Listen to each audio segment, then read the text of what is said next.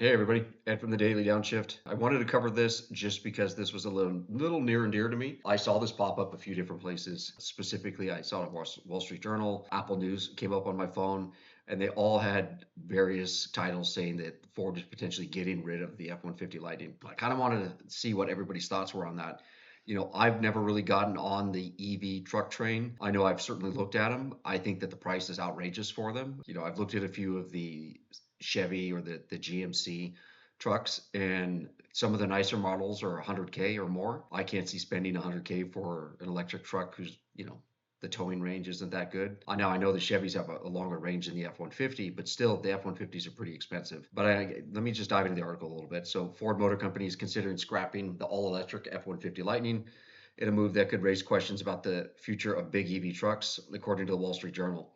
Maybe the future for EV trucks is the small trucks, like the Toyota, was it the Hilux? Maybe it's an all-electric Maverick, something along those lines. But I know 3 or 4 guys that have the Lightning today, and that's why I thought this was weird because one, I know people that have it, and they all like it. None of the guys that I know that have the F-150 Lightning would consider trading it in. They don't want to go to anything else. They love it. Now, they use it really as more of a commuter and to have a truck that you would need on the weekend, say for Home Depot trips or shopping trips, where you may need a bed to move something. None of them really towing heavy, so maybe it's perfect for them. You would think that there would be some market out there for a weekend truck like that, somebody that's going to commute during the week and may need something for the trips on the weekend. But I think the biggest problem with the F-150 Lightning is really just the price. As we go in here, the sales just haven't been great. And I think for me personally, I think that's the biggest problem. I might consider a smaller one, but even when you look at, say, a smaller truck like the Rivian, which is, I guess, probably about the size of a Tacoma, some of those models are north of 100K, and I still can't see myself spending over 100K for an electric truck the size of a Tacoma. I think that's really the biggest problem. I know there has been, September there was an aluminum plant fire. I know they've had some shortages and issues with aluminum and other problems. So that could be driving a lot of this, and maybe it's just not worth it. And maybe because of the shortages, they would have to, I guess, cut manufacturing or even raise costs. But you even look here, started Rivian Inc. has cut jobs this year. They've been cutting jobs every year, so they're not even selling that great. Of course, I don't even think we really need to talk about the cyber disaster and what that thing is. Although I saw a bunch of them when they were initially released. It's funny, I troll Auto Trader, Craigslist quite a bit, Facebook, and I've seen some of those guys that bought the Cybertruck early on trade those things back into some of the Chevy or Ford dealerships around here.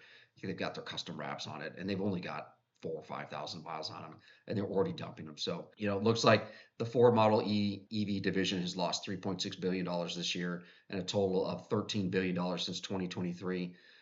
Maybe they should have gone the hybrid route like Toyota and not gone all in on electric. Maybe a hybrid F-150, a little more range, a little more power would sell a lot more than what a straight EV would.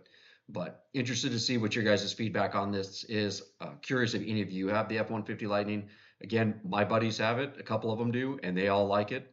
None of them have a single complaint, which is interesting. You think you'd hear something negative about it, but they love the ride quality. They love how luxurious it is, how comfy it is inside. They use it every day to get to work. They drive home at night. They charge it up at home. They all have garages, so at least they're able to park it there. Maybe it's a different situation if you live in an apartment complex or somewhere you can't charge it. But yeah, I mean, I think this would be a shocking move if Ford cut them completely. I think maybe they would be better off doing a Maverick or a small truck, but long term it might be better for some of these brands that jumped into EV to just look at a hybrid like Toyota did. So curious to get your thoughts on it. Loved any feedback. Hope you guys are all having a good one, and we'll talk to you later.